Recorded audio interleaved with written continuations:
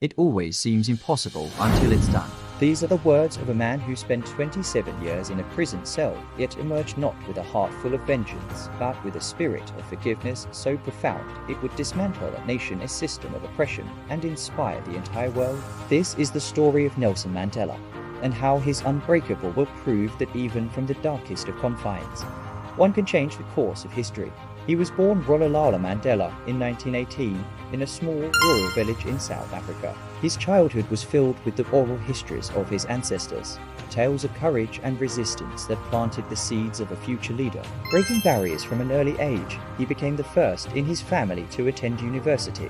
It was there and in the bustling city of Johannesburg that he came face to face with the brutal reality of apartheid, a system of institutionalized racial segregation that stripped black South Africans of their most basic human rights, their dignity and their freedom. Witnessing this profound injustice ignited a fire within him, a calling that would define his life's purpose. The fight for justice became his life's work.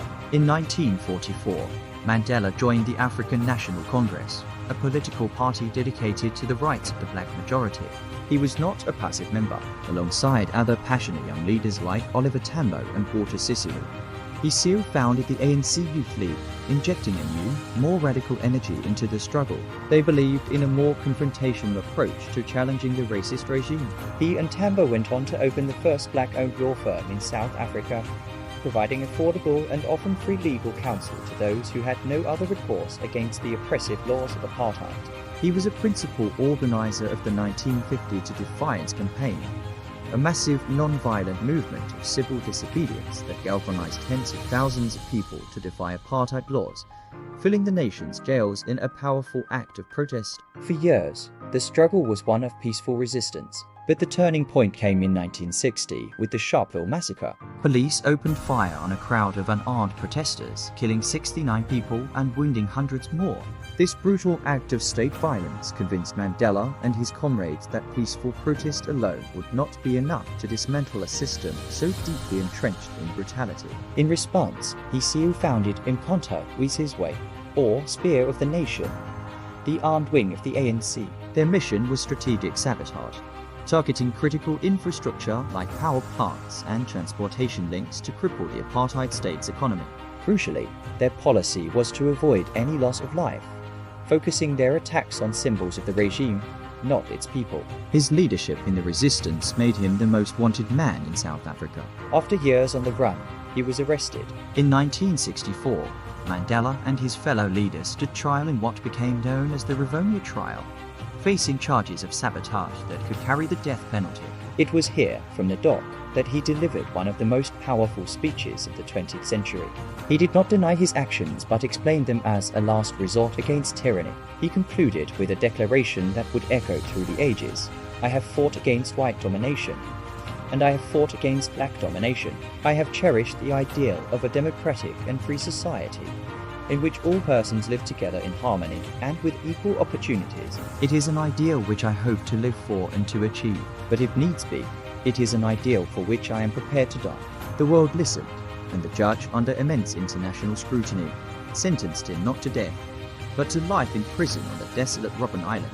The prison was designed to break the human spirit. Mandela was confined to a tiny, damp cell, barely large enough to lie down in. He spent his days performing grueling hard labor in a limestone quarry, the harsh glare permanently damaging his eyesight.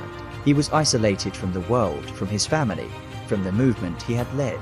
The authorities did everything in their power to crush his resolve, to erase him from memory. But they underestimated the power of his mind and the resilience of his spirit.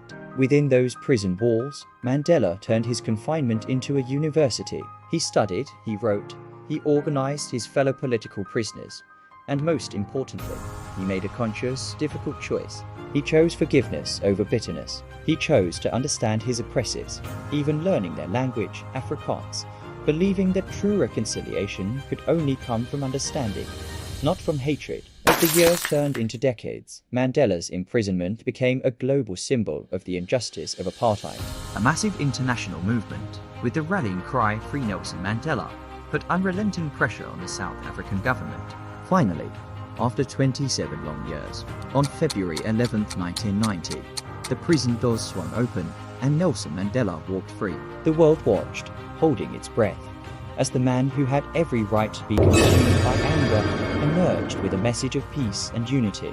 He immediately entered into negotiations with the government, masterfully steering his nation away from the brink of civil war and towards a peaceful transition to democracy.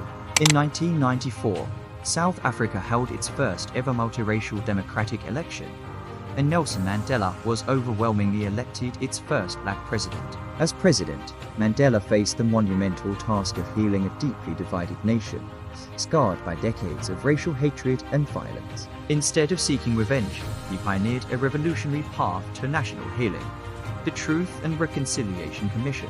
This body provided a platform for victims of gross human rights abuses to tell their stories and for perpetrators to give testimony and request amnesty. It was a process built on the belief that truth, not retribution, was the necessary foundation for a new, unified South Africa. It was a painful, cathartic process, but it allowed the country to confront its dark past and begin to build a shared future.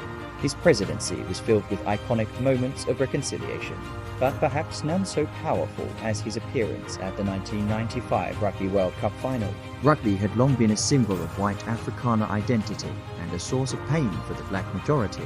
But on that day, President Mandela walked onto the field wearing the green and gold jersey of the Springboks, the national team. As he presented the trophy to the team's captain, the mostly white crowd erupted in a spontaneous chant of Nelson. Nelson.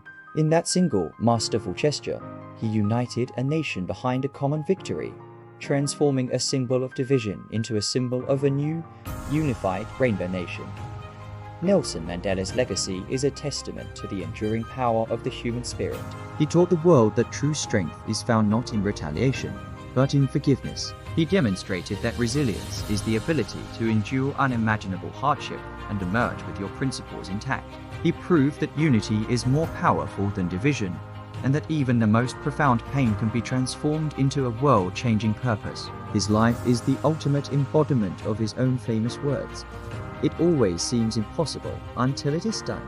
So in your own life, when you face your personal prisons, the struggles, the setbacks, the moments of despair, remember the man who spent 27 years in a cell and came out ready to forgive. Channel his spirit. Choose to free yourself from the bitterness of the past. Persist with courage in the face of the impossible. For as Mandela showed us, the most powerful